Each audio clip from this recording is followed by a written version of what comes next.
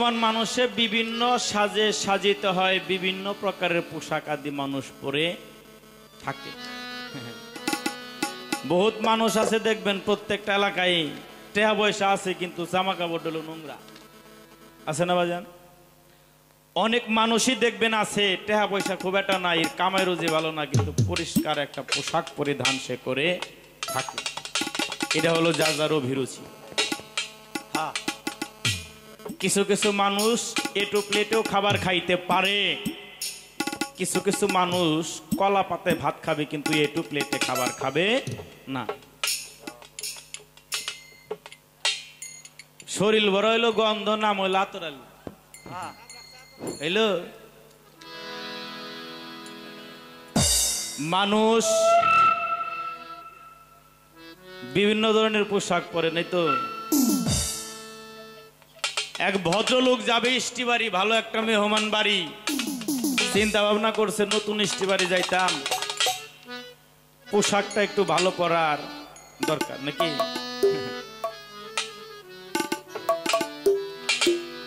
আবার খেয়াল করে দেখবেন কোন মেয়ের যদি একটু চেহারা ভালো থাকে, মানুষ যদি গরিব হয়, বিয়েটা কিন্তু দামি বাড়িতে থেকে আসে, আসে না?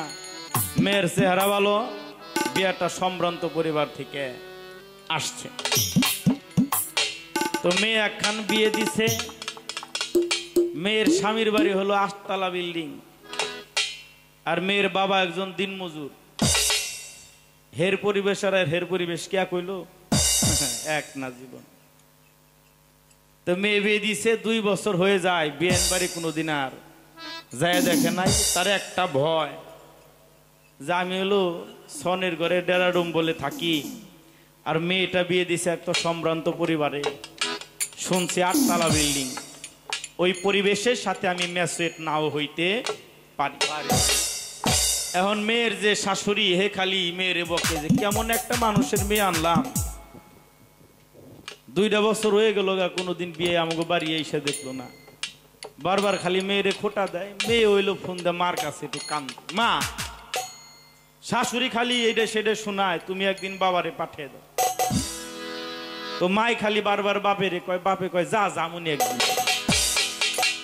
তো কয়টা পয়সা পাতি হাতে বানাইয়া স্বামী স্ত্রীজন বুদ্ধি করে ওই জামু যে বিয়েন বাড়ি নেওন যায় কিরে। তো মা কইছে যে এরা তো টাউনের ইষ্টি, এরা মিষ্টি খুব একটা ফল ফুট পছন্দ করে, কয়তে কিনে অন্য কয় হেড আমি জোয়াই দিননি।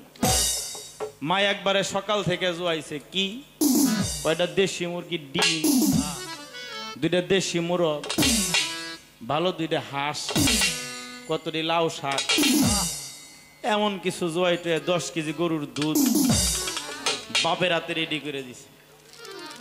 এখন বাপে তো বিয়ান বাড়ি চলছে এতগুলো জিনিস নিয়ে, আসলেই যা দেখি যে বিয়ান বাড়ি আসলে 8 তলা একটা বিল্ডিং আছে। এখন বিয়া নিচ থেকে চিন্তা করে যে উপরে উপরে যাই কেন, এটা কতক্ষণ চিন্তা ভাবনা করে নিচেই বিয়াই দাঁড়িয়ে রয়েছে। বিয়াই না আবার উপরে থেকে দেখছে যে আমার বিয়াইন তো রাস্তা পাইতেছে না, বিয়াইন নিজেই বিয়াইকে নেওয়ার জন্য নিচে আসছে। মোলাকাত হওয়ার পরে নিয়ে গেছে রুমে, দুপুরের খাবার একটা টাইম হয়েছে, চেতা করে খাওয়ানটা দিছে।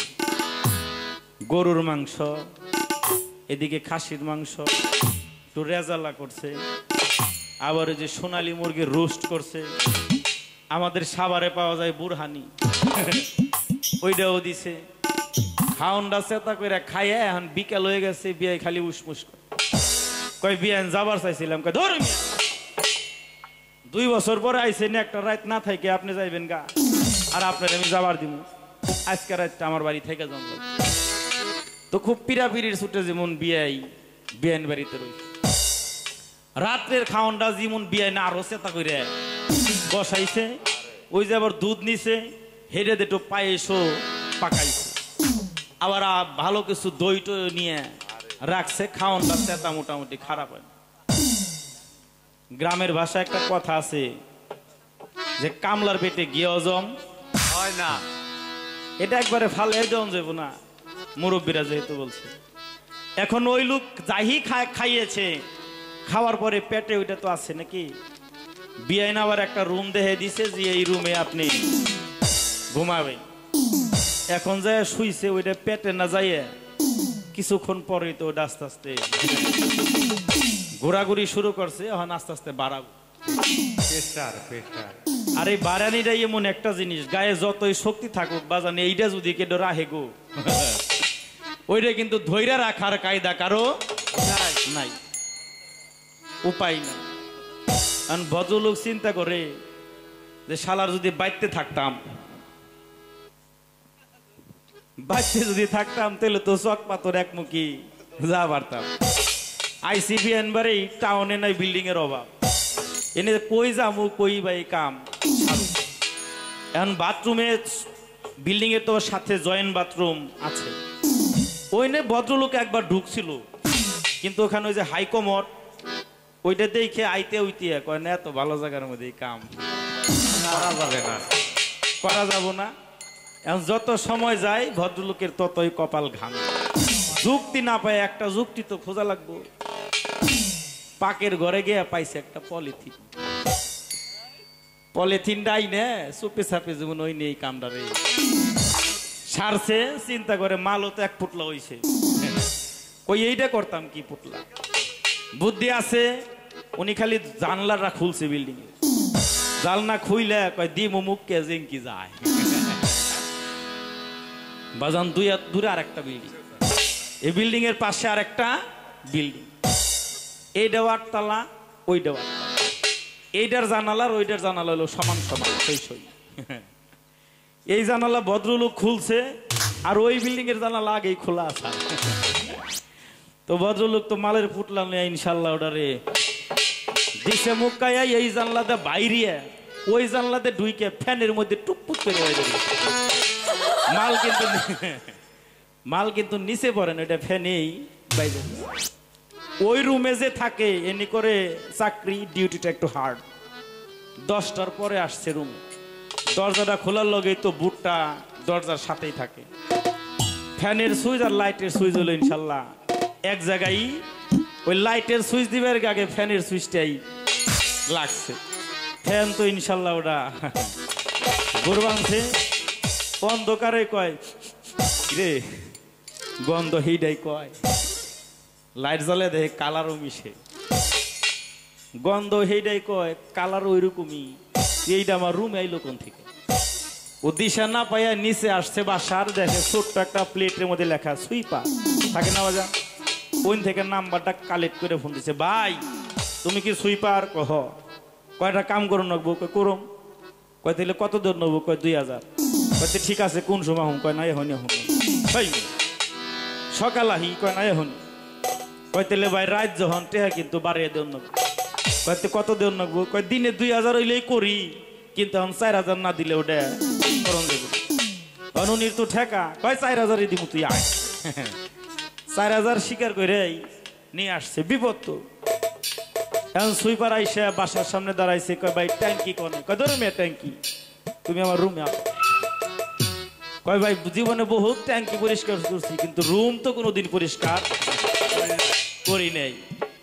ভদ্রলোকেরা যখন রুমে নিয়ে গেছে, সুইপার ইনশাল্লাহ ভালো করে আস্তে আস্তে চারিদিকে ঘুরে গাইরে লক্ষণটাকে খেয়াল করছে। চারিদিকে ঘুরে ঘুরে লক্ষণটা খেয়াল করে কয় ভাই তে আমারে দিবা কত? হয়তো দিমু তো কইছি 4000। কত দিবে? কয় 4000। কয় ভাই তোমার তে আমি 8000 দিমু, তুমি আরেকটা বার এরকম করে আইগা দেখাও তুমি এই জায়গায় জায়গা চাইরে মধ্যে বলে কিবা কইরা তুমি লাগাইলে এত সুন্দর করে 4000 আমার দেওয়ার ঠেকা নাই, তে তোমার 8000 দিমু, তুমি আরেকটা বার খালি আইগা আমারে দাও। তা আমি এটি খালি কমু যার একটা গান আপনার আমাকে এদিকে বাইনা কইরেন। সেদিনকে সাইফুল দেওয়ান রে গুরু দিয়ে না আমার একটু শিষ্য। কেন এ আমারে খুব ভালোবাসে, এটা আমি বুঝতে পারছি। কেমন ভালোবাসা? হে টুকাও কয়, নগে আমার টুকাও কয়। তাতে ভাই আমার পেউছায় না, আমার একটু আউগিয়েই দিছে। আমি ভাইয়ের প্রতি সন্তুষ্ট। সবাই একটু হেয়পূর্ণ বা সবাই একটু ঝিমিয়ে গেছিলাম, সবাই আবার একটু মনটা একটু খোলসা করে নিলাম। কেন মানুষ হাসলে এবং কাঁদলে মানুষের হার্টকে সচল রাখে। মানুষ যখন স্থির হয়ে যায়, স্তব্ধ হয়ে যায়, তখনই মানুষের স্ট্রোক করার সম্ভাবনা বেশি থাকে। দেলার হোসেন সাইদির একটা বয়ানে শুনেছি, ঢাকা শহর যেমন প্রচুর পরিমাণে ম্যানহোল আছে ময়লা আবর্জনাকে বাহিরে যাওয়ার জন্য, তদ্রূপ দেহের মধ্যে প্রচুর ম্যানহোল আছে। দেহের ভিতরেও কিছু ময়লা আবর্জনা থাকে, তাহা হাসলে এবং কাঁদলে এই ম্যানহোল দ্বারা তাহা বাহিরে প্রবেশ করে। অতি চমৎকার রূপে আমার ভাই পিছনের একটা কথা টেনে এনেছে, রতি মতি গতি। আমার গতিটাকে আমি বুঝতে চাই, ইহা বাতাসের সন্ধান। দাদু, প্রশ্ন অনেকগুলো হয়েছিল বিধায় আমি কাটপিস করে চলে গিয়েছিলাম। আমি বুঝতে পেরেছি অনেকগুলো প্রশ্ন আছে, কেননা অনেকগুলো প্রশ্ন, এগুলো সমস্ত কিছু জবাব দিতে গেলে তুমি মঞ্চে না থাকলেও আমার জন্য যথেষ্ট। তারপরও যেহেতু এটা হলো কি বাতাস, বাতাসটা হলো 49 প্রকার। এই 49 প্রকার বাতাসকে যারা সাধক, যারা ক্রিয়া কর্মের অধিকারী, এই সাধকরা 49-এর বাতাসকে 3 ভাগে বিভক্ত করেছে। একটা হলো ইরা, একটা হলো পিঙ্গলা। ইরায় টানবে, পিঙ্গলায় ছাড়বে। ধরা এবং ছাড়া যদি হয় সমান, তাকে বলে সমাসীন। এই সমাসীন বাতাসের মধ্যে যেজন স্থির থাকতে পারে, ইহার মধ্যে থেকে যদি সে গতিবেগ উঠাইতে পারে, তাহলে মানুষ বাতাসেও ভর করেও চলাফেরা করতে পারে। পানির উপর দিয়েও হাইটা যাইতে পারে যদি বাতাসকে সে কমিয়ে আনতে পারে। ইহা হলো বাতাস, বাতাসের কর্ম। এদিকে বেশ সাধক তো এদিকে কথাটা বলতে গেল একটা ভয় আসে। আগেও আমি বলেছিলাম বাবাজি, একটা হলো তত্ত্ব, একটা হলো তথ্য। আমার ভাই একটা কথার মধ্যে আবার রিপিট করেছেন, কি কয়, আমি তো ভক্ত, আমি তো সাধন ভজন শেষ দিয়ে থুয়েছি, তারপরে আপনি আবার আমার সাধন ভজন করার কথা কেন বলে? কসম জাতের খোদা, 2000 সাল থেকে আমি জালাল সরকারের সাথে তার গোলামি করি, কিন্তু আমি আজকে প্রথম শুনলাম সাইফুল দেওয়ানের কাছে যে ভক্তের সাধন ভজন শেষ হয়ে, এই সাধন ভজন যে শেষ করতে পারছে, আমি জীবনের প্রথম একটা ভক্ত দেখলাম, সেটা সাইফুল দেওয়ান। কি গুরুর সাধন ভজন শেষ করে আসছে। আমি যতটুকু জানি, সাধন এবং ভজন ইহার শেষ কখনো হইতে পারে না।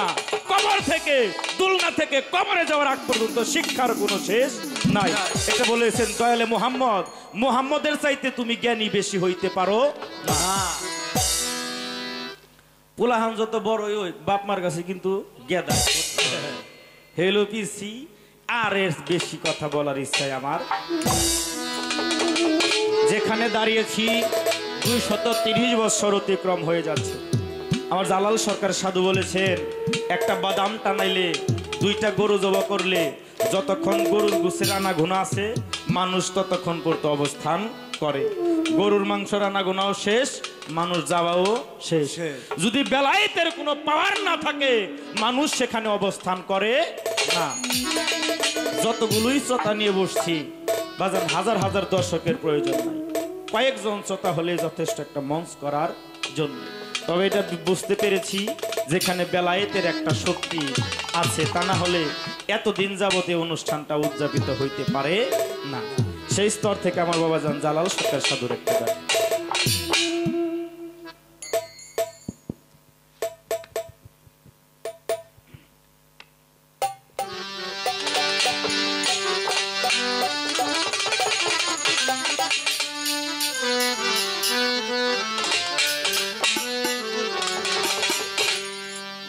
ওরে একজন আল্লাহর ওলির মরণ হয় না,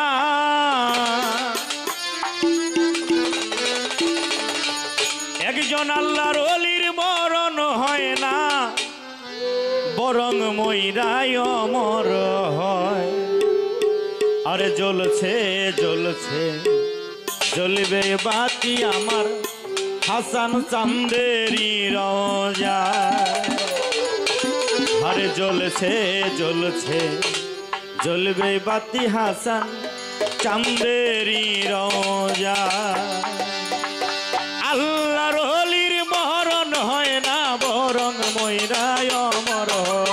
আল্লাহর ওলির মরণ হয় না, মরণ হইয়া অমর হয়। একজন পীর ফকিরের মরণ হয় না, বরং মইরা কইরায় অমর হয় জ্বলছে জ্বলছে জ্বলবে বাতি হাসান চাঁদেরই রওজা আরে জ্বলছে জ্বলছে জ্বলবে বাতি একটা পাগলের রওজা ওরে আল্লাহর ওলির মরণ হয় না মরণ হইয়া অমর হয় ওরে আল্লাহর ওলির মরণ হয় না মরণ হইয়া অমর হয় চলছে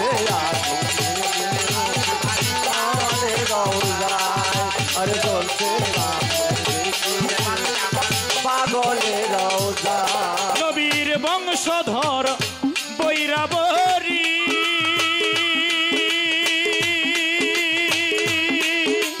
ও খলিফা ফকির মাওলায় আজিম পুরী গো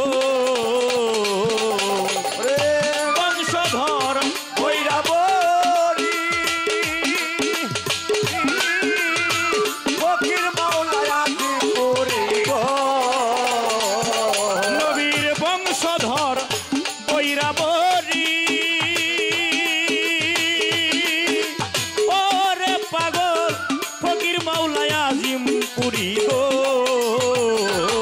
আমার মাওলাই জানে পাগল জানে আমার হাসান চান জানে মালিক জানে কি খেলা দুইজন খেলায় পাগল রওজায় আরে জ্বলছে জ্বলছে জ্বলবে বাতি হাসান চাঁদেরই রওজায় আরে জ্বলছে জ্বলছে জ্বলবে বাতি একটা পাগলের রওজায় ওরে আল্লাহর ওলির নাইরে হয় না মরণ হইয়া অমর হয় ওরে আল্লাহর ওলির মরণ হয় না মরণ হইয়া অমর হয় জ্বলছে বাতি আমার পাগলের রওজায় ওরে জ্বলছে বাতি আমার পাগলের রওজায় ওরে ধর্মের বাতির জোত কমে না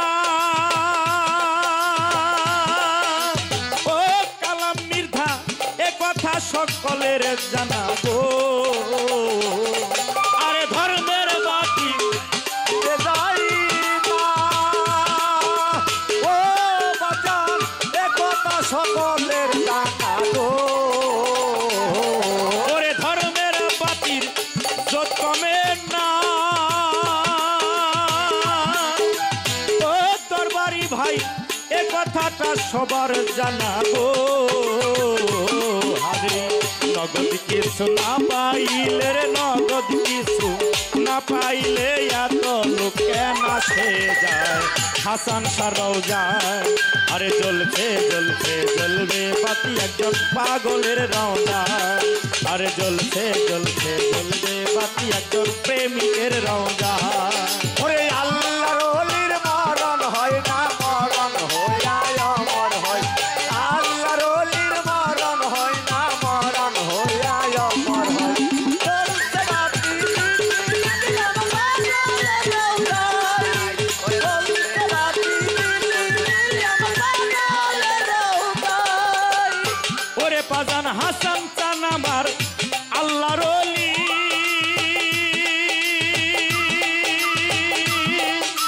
ও জাকির চান চাই শুধু চরণ ধুলি গো হাসান সামর আল্লাহর ওলি ও বাবা তাই তোমার চরণ ধুলি গো ওরে এই হাসান শাহ আল্লাহর ওলি ও ভক্তগণ চাই শুধু চরণ ধুলি গো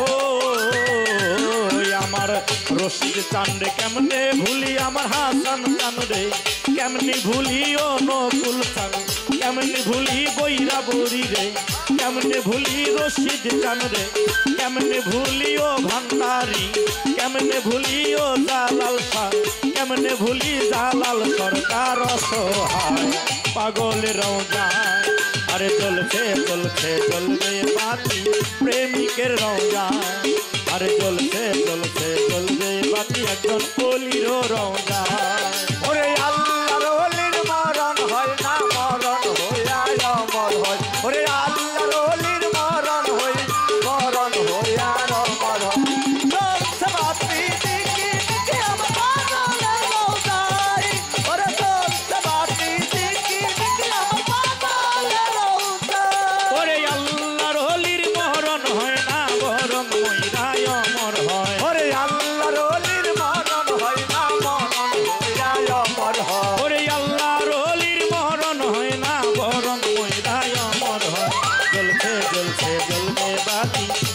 চাঁদের রোজায় জ্বলছে জ্বলছে জ্বলবে বাতি আমার হাসান চাঁদের রোজায় আরে জ্বলছে জ্বলছে জ্বলবে বাতি এখন প্রেমিকের রোজায় ওরে আল্লাহর ওলির মরণ হয় মরণ হইয়া অমর হয় একজন পীর ফকিরের মরণ হয় না বরং ময়রায় অমর হয় জ্বলছে জ্বলছে জ্বলবে বাতি পাগলের রোজায় আরে জ্বলছে জ্বলছে জ্বলবে বাতি ভাবুকের রোজায় আরে জ্বলছে জ্বলছে জ্বলবে বাতি আমার হাসান চাঁদের রোজায় আরে জ্বলছে জ্বলছে জ্বলবে বাতি একজন পাগলের রোজা।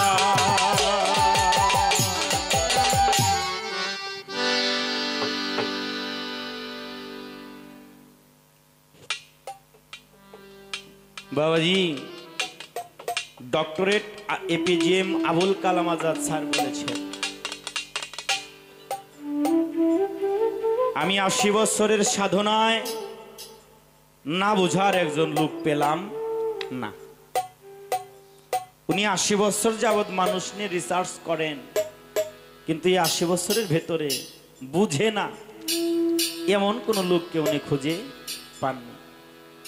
ইহার আলোচ্য অংশটা হলো আপনি যার কাছে হোক কিছু বলতে যান, আপনি একটা বলবেন আমার আপনাকে ৫টা সে শুনিয়ে দেওয়ার জন্য প্রস্তুত আছে। আসলে তার জানাটা কি জেনুইন না ভুল এইটা তার বিবেকের মধ্যে এখনো করালারে নাই। কেননা বলতে গেলে তো পয়সা লাগে না, বলতেই থাকে, থামার আর প্রয়োজন মনে করে না।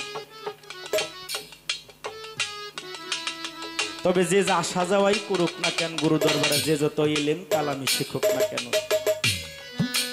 যদি গুরুর রহমত প্রাপ্ত কোনো ভক্ত না হয় তাহলে দেহটার কোনো ভরসা তার থাকে না। শুধু আমি গুরুকে ধরেছি, যতক্ষণ পর্যন্ত গুরুই আমায় না ধরবে ততক্ষণ পর্যন্ত আমার এই দেহের কোনো মীমাংসা হলো না। সাধক কালো সাফকি তার একটা ছন্দের মধ্যে বলেছেন কি, ওরে তোর নিরিখ বর্জক ঠিক না হলে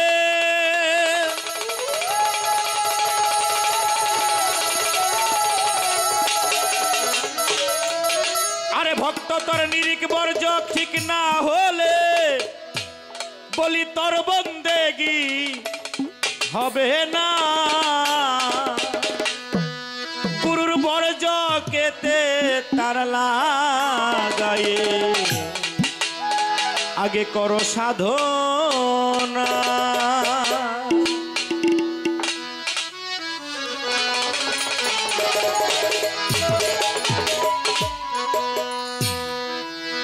একটা হলো নিরিখ, একটা হলো বর্জক। নিরিখ বর্জক কখনো এক হইতে পারে না। নিরিখে দেখে, নিরিখটা যদি অটল থাকে, নিরিখটা যদি সই থাকে, এই নিরিখটা যদি স্থির থাকে, নিরিখটা যদি ঠিক মতো নিরূপণের মধ্যে থাকে, তাহলে বর্জকের একটা লেন্স সেখানে পেয়ে যায়। একটার নাম হচ্ছে আয়না, গ্লাস। গ্লাসের মধ্যে কখনো নিজের প্রতিছবিকে দেখা যায় না। যতক্ষণ পর্যন্ত গ্লাসের অপোজিটিভ সাইডে পায়রা না লাগানো হবে ততক্ষণ পর্যন্ত নিজের প্রতিছবিকে দেখা যাবে না। তদ্রূপ নিরিখের মধ্যে বর্জককে সেট করো, এই সেটটা, এই দেখাটা তোমার শেষের দিনের দেখাই যেন তুমি চিনতে পারো। কেন? অনেকগুলো প্রশ্নের জবাবই তো দিছি আমি মঞ্চে। একটা প্রশ্ন ভক্তরে করে থয়ে যায় শেষ রাতে, একটা প্রশ্নই সারা রাত। কি? যদিও প্রশ্নটার প্রয়োজন পড়ে না, তারপর আমি একটু রেখে যাই আলোচ্য অংশটা যেন ভক্তরা একটু গুরুর সাথে লেনা দেনা তাই রাখে। কারণ আমি বলেছি যে আমি তথ্য বলার জন্য এখানে দাঁড়াই নাই, আমি তথ্য ইনফরমেশন দেওয়ার জন্য দাঁড়িয়েছি। যদি আপনাদের সহযোগিতা থাকে, আমি মারা যাব, প্রত্যেকটা ব্যক্তি মারা যাবে, করলে নাচতে যায় কাতুল মৌত। প্রত্যেকটা জীবকে মৃত্যুর স্বাদ গ্রহণ করতে হবে, 2 দিন আগে না হয় 2 দিন। আমি মারা যাব, আমার প্রাণ পাখিটা যখন উড়ে যাবে দেহটা ধৌত করা হবে, মার্কিন কাপড় পরিয়ে যখন কবরে নিয়ে যাবে, সর্বশেষে একজন ব্যক্তি থাকে না বাজান, এ কবরে নেমে মায়াতকে মাথাটা কেবলামুখী করে বুকের উপর হাত রেখে একটা দোয়া পাঠ করেন 3 বার, বিসমিল্লাহি তাআলা ওয়া মিল্লাতি রাসূল আল্লাহ। বাংলা হলো এই মাইয়াতকে আল্লাহ রসুলের কাছে হস্তান্তর করিয়া দিলাম। ওই ব্যক্তি উঠে আসবে, 40 কদম পিছিয়ে আসার সঙ্গে সঙ্গে 2 জন ফেরেশতা এসে উপস্থিত। মাওলানারা বলে, আমার বাবাজিরা বলে, এটা আমরাও বলে থাকি, হাদিসে আসছে, কিতাবে আসছে। শেষের ব্যক্তিটা 40 কদম আসার সঙ্গে সঙ্গে 2 জন ফেরেশতা উপস্থিত। বাদান সকলেরই দরকার কথাটা। এই রাস্তাটা, এই পথটা কারো ওভারটেক করে যাওয়ার কোনো কায়দা নাই। আমি ধামরাই থেকে আসছি, না হয় প্রাইভেটে যাব, না হয় মাইক্রোতে যাব, না হয় মোটরসাইকেলে যাব, না হয় হেঁটে যাব, আমাকে ঠিকই কিন্তু সেখানে যেতেই হবে। তদ্রূপ সেখানেও প্রত্যেকটা মানুষকেই যেতে হবে, কোনো মানুষই যাওয়া ছাড়া উপায় নাই। তাহলে প্রত্যেকটা মানুষের এই কথাটা দরকার। ও বাজান, আপনারা জান কিনা জানি না,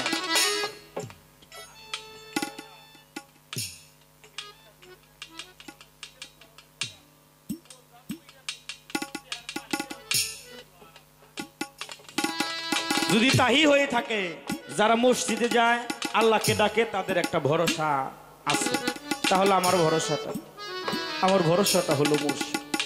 তাহলে মুর্শিদ প্রসঙ্গে আমাকে পূর্ণাঙ্গ জানতে এবং বুঝতে হবে। লাশটা লিখে দিলেন, চলে আসলেন ফেরেশতা 2 জন এসে উপস্থিত।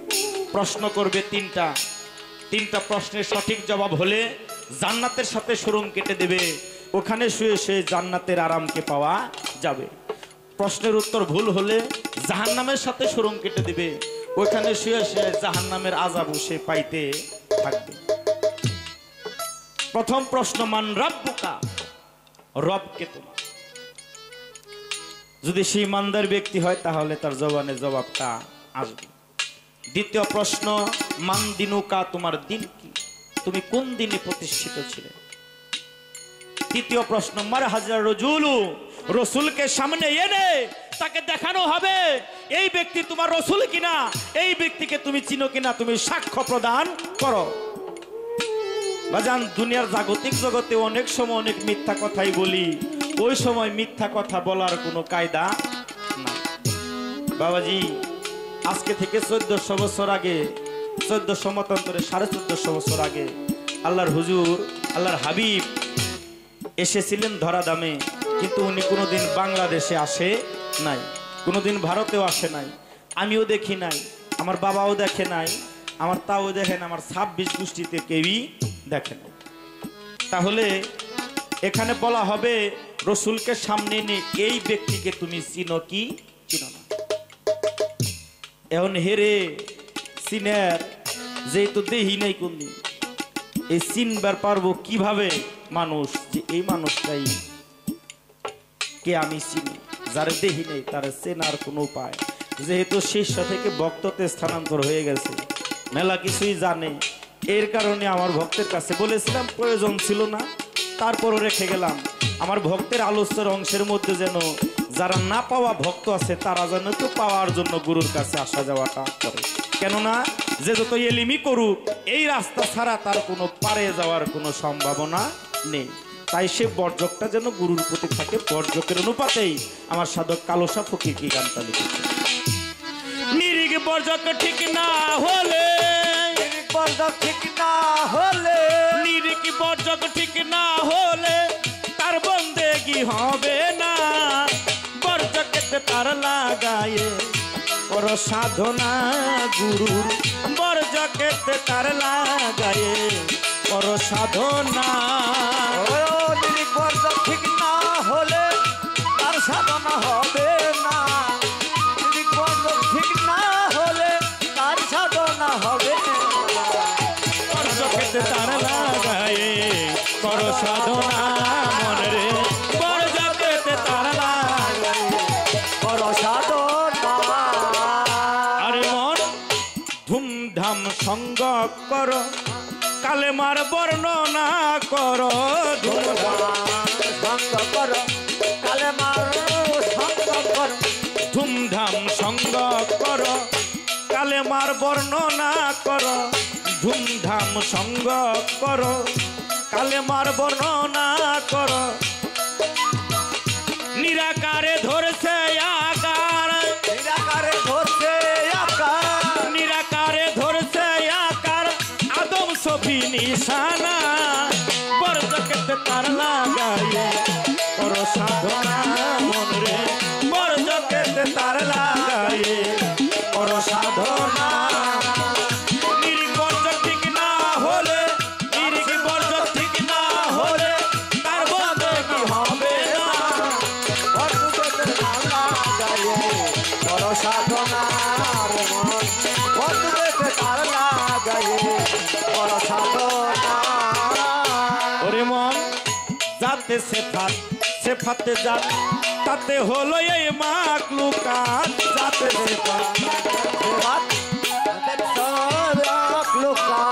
যাতে সেফাতেই যাত আরে বেটা তাতে হলো এই মাকলুকাত আহাদে হলো আহমদ আহাদে হলো আহমদ আহাদে হলো আহমদ মোহাম্মদ রাসূল তিননা বরজকেতে তার লাগাই করো সাধনা আমার পাগল বরজকেতে তার লাগাই করো সাধনা নির্গি বর্জ ঠিক না হলে বড় ঠিক না হলে সারাই হবে না বন্ধুকে তালা গায়ে বড় সাধনার মন বন্ধুকে তালা গায়ে বড় সাধনা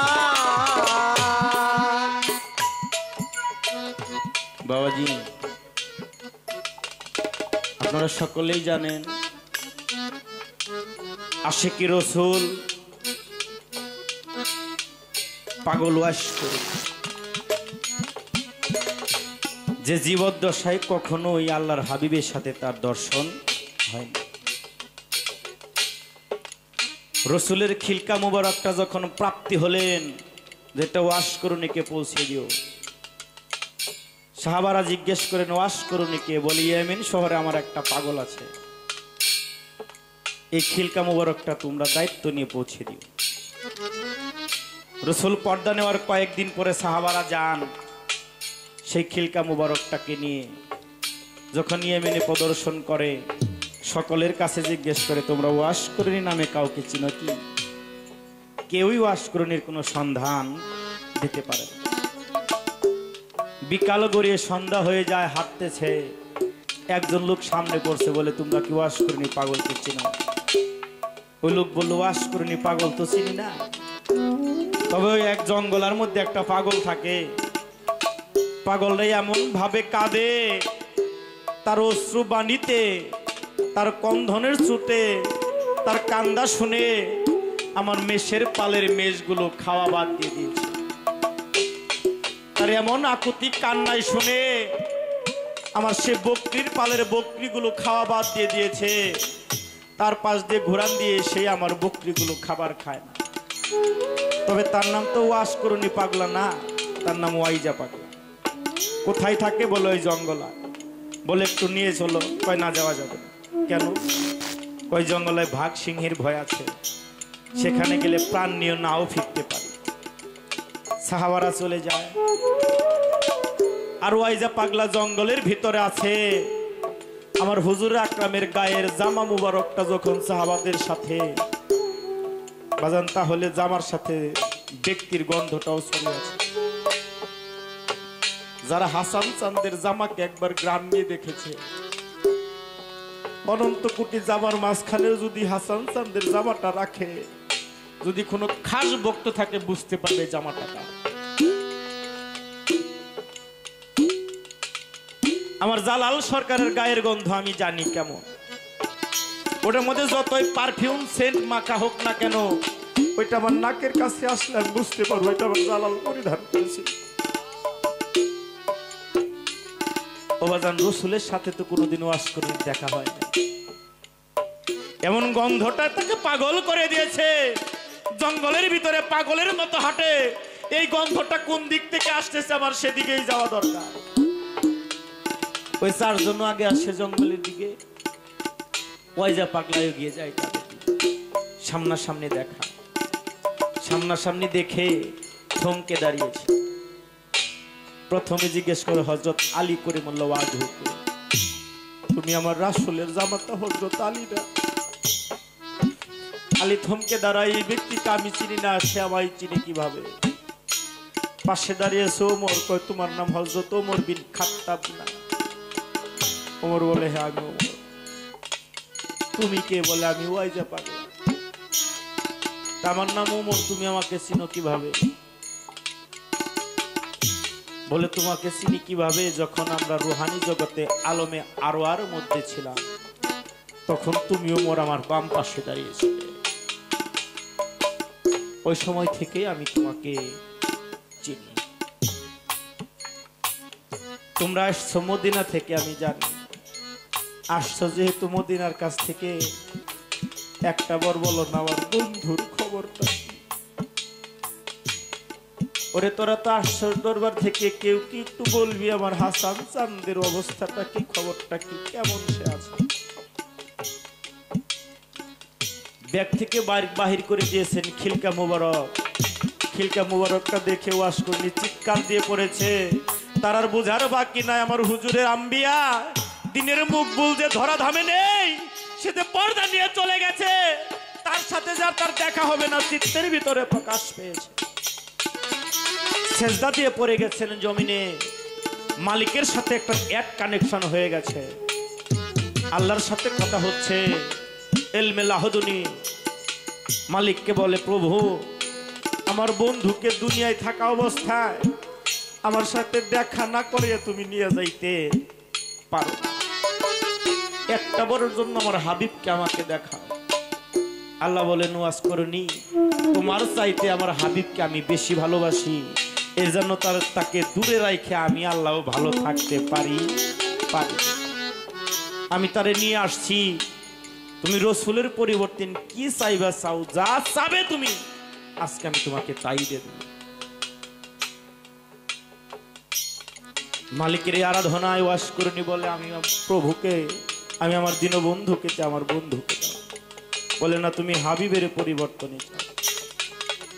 ওয়াজ করনি দেখলো আর কোনো জায়গা নাই, নিবেদন রাখে, মালিক যদি আমার বন্ধুকে তুমি না দাও, তাহলে দুনিয়ার ময়দানের মধ্যে আমার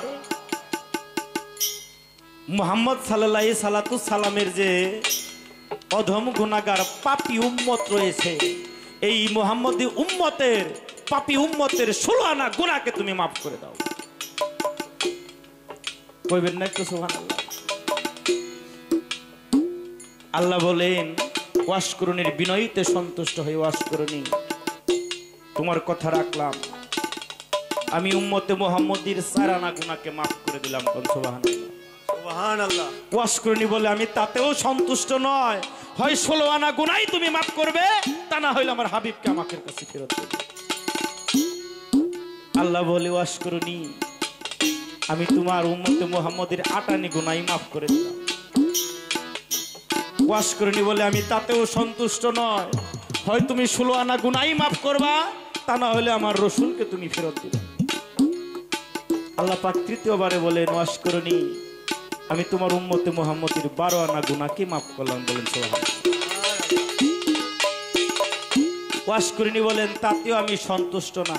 এই সময়ের মধ্যে উমর বলে, হে পাগল, তুই কেমন সেজদায় পড়লি, আমাদেরকে আবার মদিনায় ফেরত যাইতে হবে, তুই যদি না উঠিস, তুই জামা যদি না দিতে পারি, আমরাও তো মদিনায় ফেরত যাইতে পারি না। এই কথাটা যখনই বলে, ওয়াজ করুনি সেজদা থেকে চিৎকার করে মাথা তুলে বলে, হে ওমর, তুই এমন কি কাজটা করলি, আমি উম্মতে মুহাম্মদীর 16 আনা গুনাহই কেবল মাফ করে নিয়ে আসছিলাম, প্রায় 12 আনা গুনাহ নিয়ে আসছি, আর 4 আনা গুনাহ আছে। এই সময়ের মধ্যে তুই আমাকে ডেকে মালিকের সাথে যে আমার এক কানেকশন হয়েছে, এই কানেকশনের তারটা তুই কেটে দিলি, আমি আর চষ্টার সাথে ইচ্ছা করলেও কথা বলতে পারি। খিলফা মোবারক নিলেন, ওয়াজ করুনি আলী করিমুল্লাহ ওয়াজ হুকে বলে যে আমার তো তার সাথে আর দিদার দর্শন হলো না, আমি কি তোমার সহচরী, আমি কি আলী তোমার শিক্ষিত দাস হইতে পারি, চরণের দাস হইতে পারি? ওয়াশকুরনীকে নিয়ে আসে সাথে। সক্রেটিস বলেছেন follow the leader save the leader, যে তোমার লিডার তাকে তুমি আগে অনুসরণ করো, সেভ দ্য লিডার তাকে তুমি সুরক্ষা প্রদান করো। মুর্শিদ বসছে, বাজান ভক্তদের একটা ক্লাস। আমার দয়াল যে স্থানে বসছে, কোনো ভক্তের জন্য দয়ালের বিছানায় না বসে। দয়ালের জুতাটা যে জায়গায় রাখছে, কোনো ভক্ত একটু লক্ষ্য রাখতে হবে দয়ালের জুতার মধ্যে যেন আমার পাটা না লাগে। দয়ালের বাড়িটা যেদিকে, ভক্তকে খেয়াল রাখতে হবে দয়ালের বাড়ির দিকে তার প্রসাব করাও চলবে না। অবদান এগুলো হলো ভক্তের আদবতা গুলা class. Follow the leader save the leader. আলীর সহচরী হয়ে যায় ওয়াশকুরনী। ধর্মকে প্রতিষ্ঠা করার জন্য সিফফিন যুদ্ধের আয়োজন করা হয়, যে যুদ্ধের নাম সিফফিন যুদ্ধ। সিফফিন যুদ্ধের মধ্যে যখন ময়দানে যাবে যুদ্ধ করতে, যুদ্ধ করে কারা? কবি নজরুল বলেছেন এখন গায়ে যৌবন যার, যুদ্ধে যাওয়ার পূর্ণ সময় তার। যার শক্তি আছে সেই তো বাজান যুদ্ধে যায়। সকল সবলধারী মানুষজন যুদ্ধের জন্য প্রস্তুতি নিয়েছে। ওয়াশকুরনী আস্তে আস্তে আলীর কাছে গিয়েছে। আলী করিমুল্লাহকে জানায়, হযরত আলী তুমি আমার কি একটা নিবেদন রাখবে? বলে বলো কি বলতে চাও? বলে আমি বলতে চাই হলো আমি তোমার যুদ্ধের সহচরী হতে চাই, যুদ্ধের ময়দানে যেতে চাই। আলী বলে তুমি তো সবল নয়, দুর্বল, আমি তোমাকে তো যুদ্ধে নিতে পারি না। ওয়াশকুরনী হেও পূর্ণ হয়ে যায়, দুইটা নয়ন বাড়ি ছাড়ে এমন একটা দেহের অধিকারী হইলাম যে দেহ দ্বারা আমার দয়ালের কোনো খেদমত করা হইল না, যে দেহটা আমার দয়ালের কোনো কাজের মধ্যে লাগাইতে পারলাম না। সবাই যুদ্ধে চলে যায়। ওয়াশকুরনী একটা টার্গেট রেখেছে, লক্ষ্য রেখেছেন তার মুর্শিদ আলী করিমুল্লাহ ওয়াজহুর প্রতি। দেখে দূর থেকে 10টা তীর টার্গেট করা হয়েছে আলীকে। এই 10টা তীর 4টা দিক থেকে টার্গেট করেছেন। ধনুকের মাথায় তীরটা লাগানো, ছাড়বে আর এসে আলীর বক্ষের মধ্যে লাগবে। এমন একটা পরিস্থিতি যখন হয়েছে, এই সময় নজরে পড়েছে ওয়াশকুরনী। ওয়াশকুরনী আস্তে আস্তে এসে দয়ালের সামনে এসে দাঁড়িয়ে, আলীর সামনে এসে দাঁড়িয়ে। 10টা তীর যখন ছুড়ে দেওয়া হয়, 10টা তীর এসে আলীর বক্ষের মধ্যে লাগে। পিছনে হযরতে আলী, সামনে হলো ওয়াশকুরনী। ওয়াশকুরনীর বুকের মধ্যে যখন তীর 10টা লাগে, আস্তে আস্তে আলী ধুমড়ে পড়ে ওয়াশকুরনী পড়ে যায়। পিছনে হযরত আলী ওয়াশকুরনীকে ধরে ফেলে, কোলের মধ্যে নিয়ে হাতের মধ্যে মাথাটা দিয়ে যখন রাখে, ওয়াশকুরনী বিনয়ে জানায় আলীকে, আলী তুমি আর এদিক সেদিক নয়নটা ঘোরায়ও না, আমি তো তোমাকে একটু দেখতেছি, আমাকে একটু তোমাকে ভালো করে দেখতে দাও। আমার জালাল সরকার বলছে আসার সিরিয়াল আছে, যাওয়ার কোন সিরিয়াল। আমরা এই যে জাকির চানকে নিয়ে বসছি, কেউ কি জানি তার সাথে আবার দেখাটা হবে কিনা? এই যে ভক্তদের মিলন মেলা, এই মিলন মেলায় আবার কারো সাথে, গুরু ভাইয়ের সাথে ভাই দয়ালের সাথে আবার দেখাটা হবে কিনা এটা কেউই কিন্তু জানি না। এমনও হতে পারে যে আমার 2টা চোখ দিয়ে আজকেই জাকির চানকে শেষ দেখা, আর তার সাথে আবার দেখাটা নাও হইতে। তীরটা যখন ওয়াশকুরনীর বুকে লাগে, পড়ে যায় আলীর হাতের মধ্যে আছে। এক সময় দমটা যখন বন্ধ হয়ে যায়, আলী ওয়াশকুরনীর চোখ 2টাকে বুঝিয়ে দেয়। যতই চোখটা জোবায় ততই পাতাগুলো আবার তাকিয়ে থাকে আলী। আবার জুবাই দেওয়া হয়, আবারও নয়নগুলো খুলে যায়। সাথে ডাক দিয়ে বলে, আমি ওয়াশকুরনীর চোখটা যতই বুঝিয়ে দেই কেন থাকে না তোমরা কি কেউ জানো? ইবনে কায়েস ইবনে আনসারী বলছিল, হে আলী, আমি অতটুকু জানি না, তবে কিঞ্চিত পরিমাণ আমি জানি। বলে কি? বলি এই যে তোমাকে দেখতেছে ওয়াশকরণীর এই দেখাটাই শেষ দেখা। আর কোনোদিন এই জীবদ্দশায় মুর্শিদেরকে দেখার সৌভাগ্য হবে না বিধায় সে জন্মের মতো বারে বারে করে শেষের দেখাটা দেখে যাচ্ছে। তাকে তুমি দেখতে দাও, আর তুমি তার নয়নকে ডুবিও না। সেই তো শেষের দেখা, সে যত খুশি মনে তাকে দেখতে চায়, তাকে তুমি দেখতে দাও, নয়নকে তুমি ঘুরায়ও না। তাই বর্জকটা সেখানেই রাখো, যেটা একবার দেখলেই যেন সেদিন দেখা চলে যায়। এই দেখাই শেষ দেখায়, আরো দেখা নাও হইতে পারে, সে প্রত্যাশায় কালসা হচ্ছে। নির্গী বর্জক ঠিক না হলে তার বন্দেগী হবে না।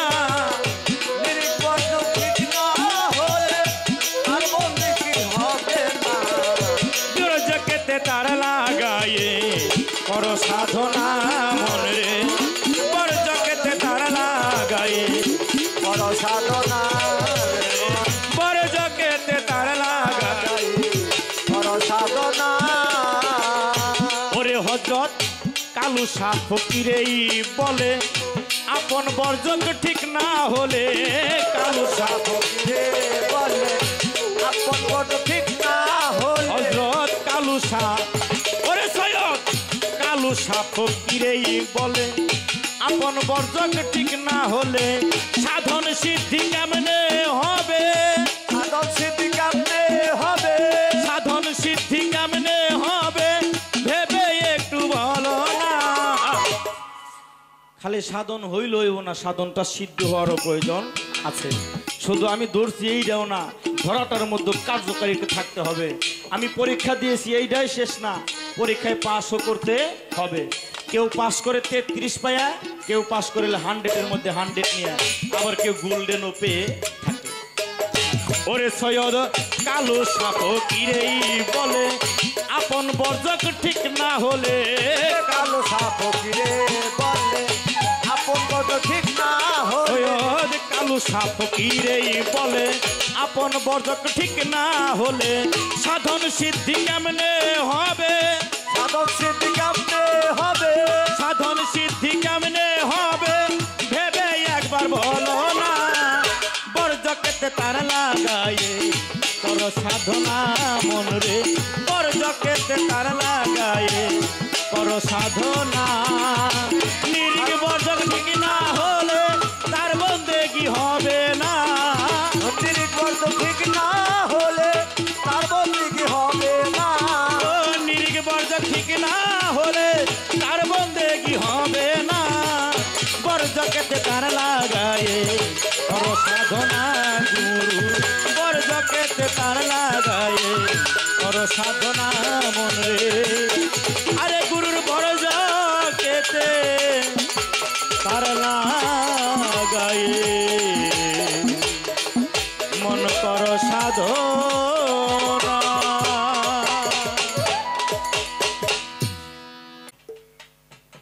মানুষের ধ্বংসের কারণ হইল তো হিংসা, তাই না বাবা? ধ্বংসের কারণটা হইল মানুষের হিংসাটা।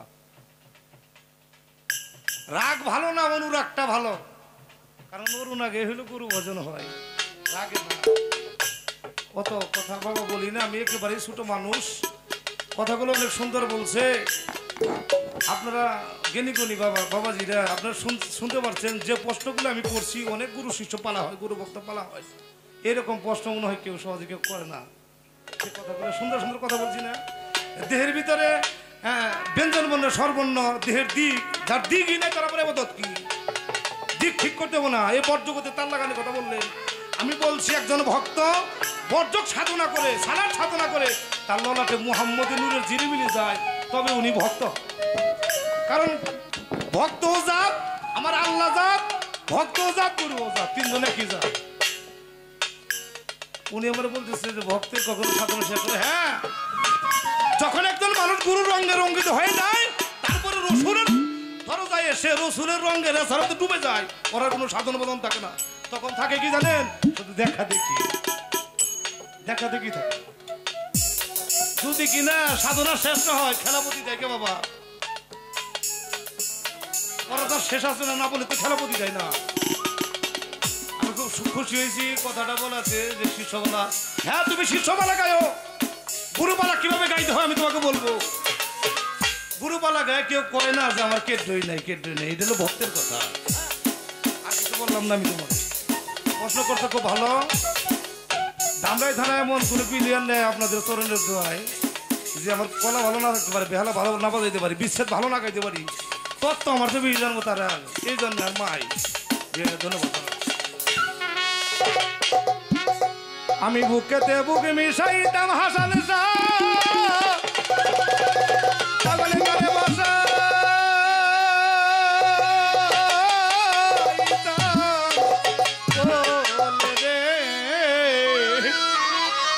আমার হাসান সায়া ছিলে আমার হাসান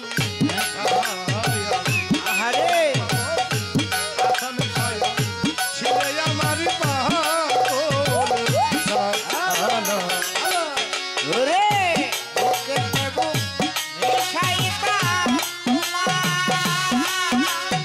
আই লইতা কোলে আমার দয়াল জানা ছিলে আমার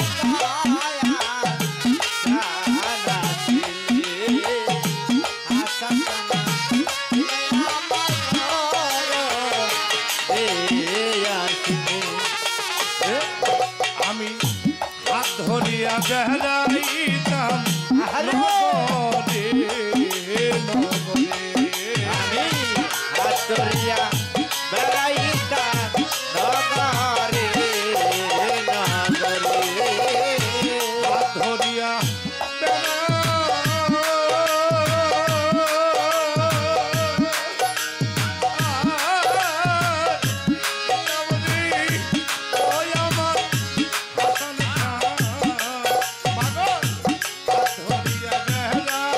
দাম নগরে নগরে নগরে বাসি হই তারে খুশি আশা আর সারে পাইলে রে নগরবাসী হয়তো খুশি তোমার আরে কি রে ভক্তবিন্দু হই তারে খুশি আমার হাসা আর সারে পাইলে রে দয়াল সারা ছিলে আমার মোরশে পানা ছিলে দয়াল সারা ছিলে আমার মোরশে পানা ছিলে দুই সামলি হাসনা রে না আরো কত ফুলে এ দুই সামনে হাসনা রে না আরা কাত ফুলে দুই সামলি হাসনা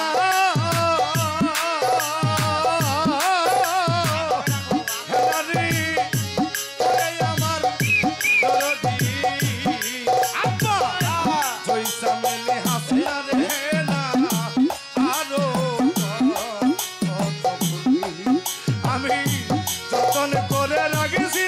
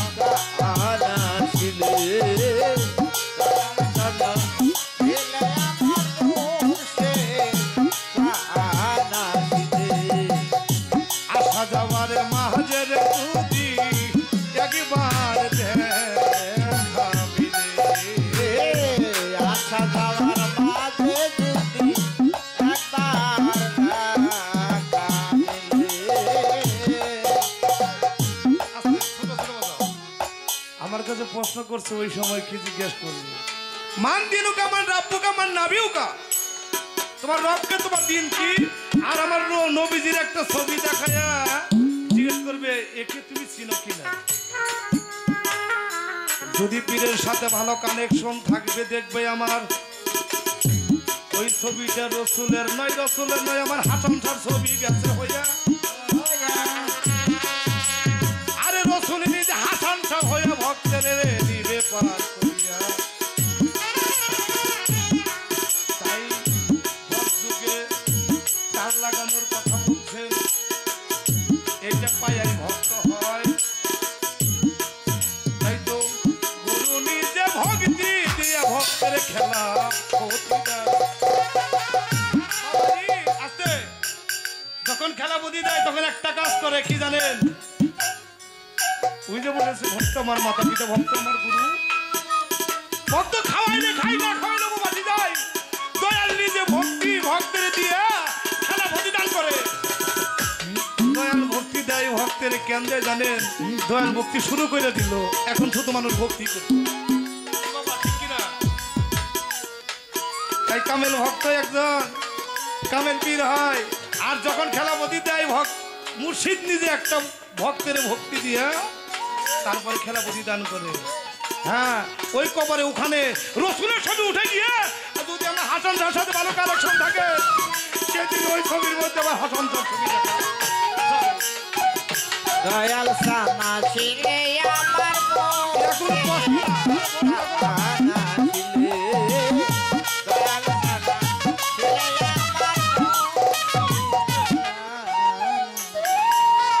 আমি আটলান্টিক মহাসাগরের মানুষ। কেন কইলাম জানেন? আমার উস্তাদ তরবারি দান সুরের সম্রাট, তার সুরের মতো সুর পৃথিবীতে পয়দা আর হবে না।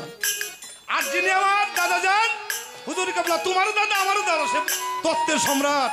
আমি দুই সম্রাটের ঘরের মানুষ। আমার সাথে কইলে ওই রকম করলা বাবা জানা ছিলে আমার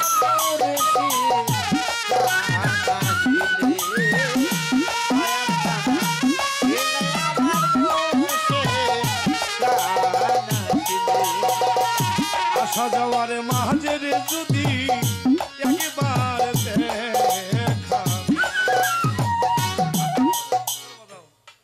যখন একজন মানুষ ভক্ত মৃত্যুর শয্যায় শায়িত বাবা, তার পায়ের কাছে মালাকুল মউত আজরাইল এসে দাঁড়িয়ে রয়েছে, যে কোনো মুহূর্তে তার রূহটা নিয়ে যাবে। যদি দয়ালের সাথে ভালো কালেকশন থাকে, যাওয়ার সময় যদি ওই ভক্ত দুইটা ক্যামেরার মধ্যে আমার জাকির দেওয়ানের ছবি উঠাই নিতে পারে, আমার হাসানটার ছবি উঠাই নিতে পারে। এই ক্যামেরায় যখন এখান থেকে দেখতে দেখতে গেল ও হাসান মাঠ পর্যন্ত, জান্নাত পর্যন্ত, শুধু ওই ছবি দেখবার ভুলবেই, অন্য কোনো ছবির আর দরকার ওখানে পড়বে না। একজন ভক্তের সে কখনো কবরে প্রশ্নের সম্মুখীন হবে না। অলিয়া উলিয়ার কবরে মাঝারে কখনো প্রশ্ন করা হয় না, কারণ ওটা হইলে ডাইরেক্ট করো না, এর কোনো প্রশ্ন নাই। তাই আসা যাওয়ার মাঝের যদি হাসান তার সঙ্গে একবার আসা যাওয়ার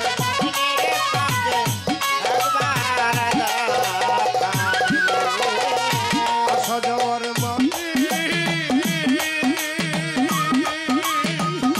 হাসান সারে